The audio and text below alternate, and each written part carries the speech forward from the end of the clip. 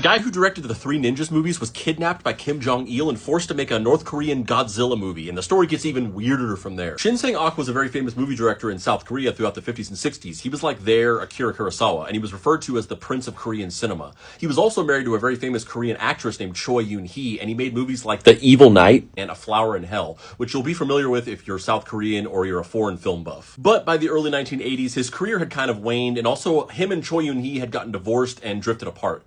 But then one day he found out that Choi Yoon-hee had traveled to Hong Kong and gotten kidnapped. So I guess old feelings die hard, and he decided to go looking for her. And so Shin Sang-ok immediately flew to Hong Kong to search for Choi Yoon-hee, but it turned out that the entire thing was a trap, and he was also kidnapped. And it turned out that they were kidnapped by the North Korean government, and specifically Kim Jong-il, who at the time was not the supreme leader of North Korea. He was the head of the propaganda and film department of the government. Now, the reason why they were kidnapped is because Kim Jong-il had a grand vision. He wanted to turn North Korea into the next big global superpower in film exports, even bigger than Hollywood. In the same way that the United States had dominated global film culture for years with their movies championing the virtues of capitalism, he wanted to do the exact same thing in North Korea, except for with films decrying the evils of capitalism. And therefore, his plan was to kidnap a bunch of famous directors from around the world and force them to build a giant movie studio in North Korea controlled by the government. But ultimately, he was only ever able to get Shin Sang-ok and a couple of lesser-known filmmakers. Once they were in North Korea, Kim Jong-il forced Shin Sang-ok and Choi Yoon-hee to get remarried because he wanted them to be kind of like a Hollywood power couple.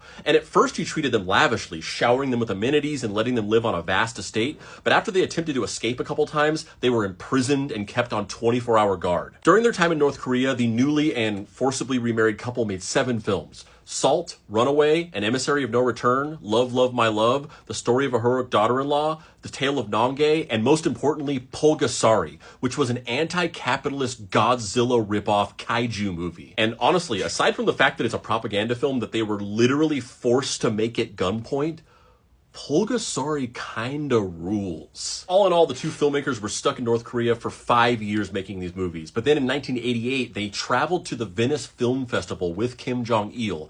And while they were there, screening one of their movies for the festival, they escaped to the American embassy and were allowed to be extradited to the United States. Despite being forced to be remarried by the government, apparently Shin Sang-ok and Choi Yoon-hee rekindled their relationship for real because they stayed together and lived for years in the United States. And at one point while they lived there, Shin Sang-ok directed Three Ninjas Knuckle Up and wrote an early draft of Three Ninjas Kickback before they moved back to South Korea. Shin Sang-ok and Choi Yoon-hee remained married until his death in 2006, and then eventually she died in 2018. So